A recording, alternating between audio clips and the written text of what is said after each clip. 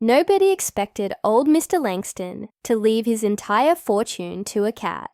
But then again, nobody really knew him. Not his distant relatives, not the house staff, not even his own nephew Jeremy. The bitter, reclusive millionaire had spent his final years locked away in his massive estate, shutting out the world, except for one creature, a cat, a fluffy, spoiled Persian named Whiskers. And now, with Mr. Langston gone, that very cat was the sole heir to a fortune worth millions. Jeremy stood frozen as the lawyer read out the will, barely able to process what was happening. He had been Mr. Langston's only living relative, and, while he wasn't expecting to inherit everything, he never imagined he'd be left with nothing. Well, almost nothing. There was one condition. If he wanted to receive any part of the inheritance, he had to become Whisker's caretaker. The mansion, the bank accounts, the investments, everything was in the cat's name. Jeremy could live in the house, have access to a generous stipend, and enjoy a luxurious life, but only if he stayed by the cat's side. It sounded ridiculous, absurd. But what choice did he have? He had debts piling up, no stable job, and no other family to turn to. So, with a sigh of disbelief, he accepted. At first, it was exactly as ridiculous as he imagined. He spent his days making sure Whiskers had the finest gourmet meals, fresh toys, and scheduled grooming sessions. The staff treated the cat like royalty, and Jeremy, he was just a glorified babysitter. It was embarrassing, but the more time he spent in the eerie old mansion, the more he started to sense that something wasn't right. Mr. Langston's study, which had been locked for years, seemed to creak open on its own one night. The cat refused to go near it. Strange whispers echoed through the hallways when Jeremy was alone. And then there were the letters. Old yellowed envelopes, tucked away in hidden corners of the house, as if someone had wanted them to be found, only by the right person. Letters filled with secrets about Mr. Langston's past, and a truth so shocking it could change everything Jeremy thought he knew about his family. But the biggest shock of all, the cat might know more than anyone, Jeremy, couldn't shake the feeling that something was off. Every night the mansion felt colder, the air heavier.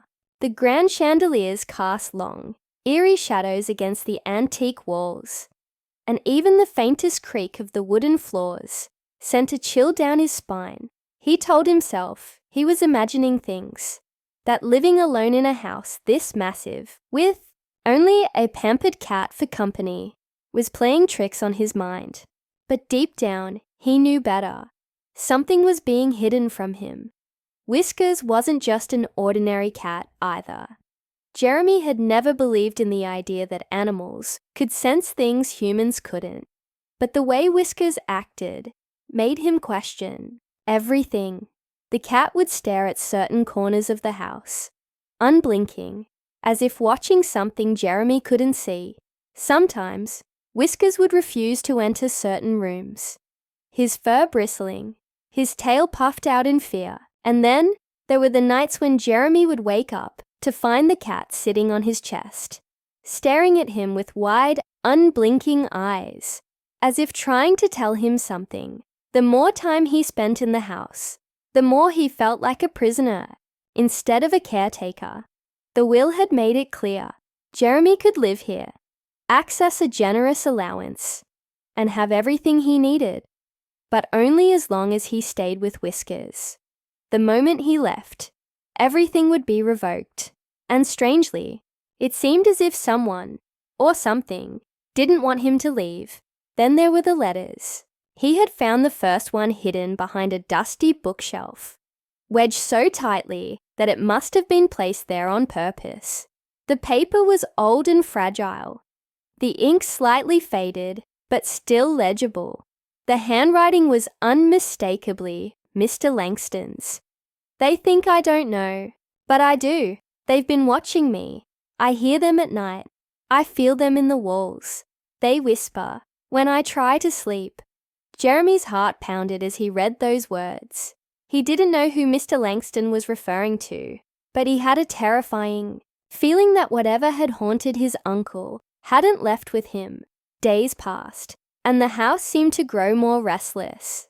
More letters surfaced, tucked inside old books, hidden behind paintings, buried in locked drawers Jeremy had to force open.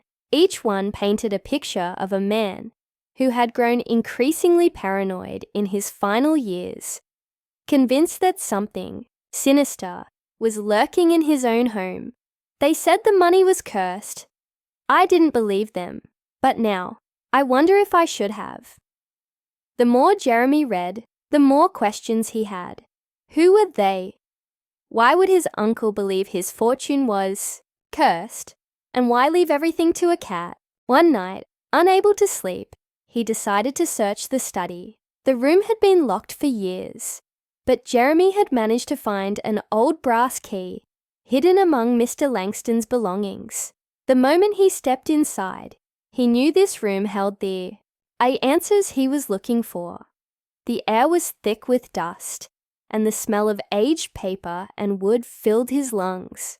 Bookshelves lined the walls, but unlike the rest of the mansion, these shelves weren't just for decoration. Mr. Langston had spent a lot of time here. There were notes scribbled on papers, old documents stacked in neat piles, and a large wooden desk covered in scratches, as if someone had been desperately clawing at it. And then Jeremy saw it, a small locked box sitting in the center of the desk. He reached for it with trembling hands, his heart pounding in his ears. He had no idea what was inside, but he knew. This was the truth his uncle had been hiding. Just as his fingers brushed against the box, a sound made him freeze, a soft thud from behind him. Jeremy turned slowly, his breath catching in his throat. Whiskers was sitting in the doorway, his green eyes glowing in the dim light. But he wasn't looking at Jeremy. He was staring past him, at something Jeremy couldn't see. And then for the first time since he arrived, Jeremy heard it too. A whisper, faint, almost too soft to be real. Leave now, before it's too late. Jeremy's blood ran cold. Jeremy's breath caught in his throat as the whisper faded into the thick silence of the room. He stood frozen, his heart pounding so hard it felt like it might burst from his chest. His eyes darted back to Whiskers, who hadn't moved, still staring past him with an unsettling intensity.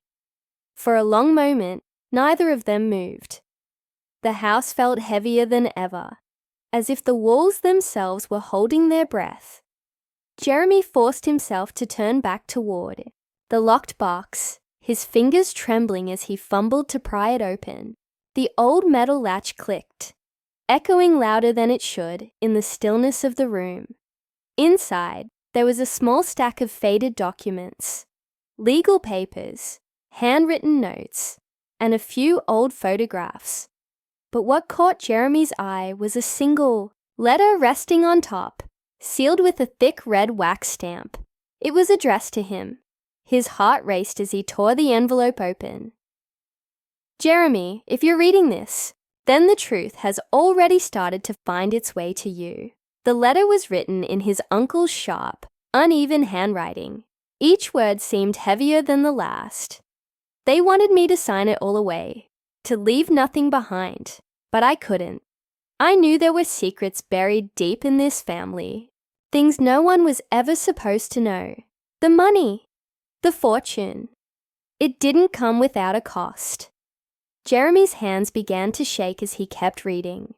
The letter revealed what none of the rumors or gossip had ever hinted at. Mr. Langston's fortune had come from a series of shady business deals, ones that had ruined lives and left behind enemies. The whispers his uncle had written about weren't just paranoia. The family was being watched, not by ghosts, but by people.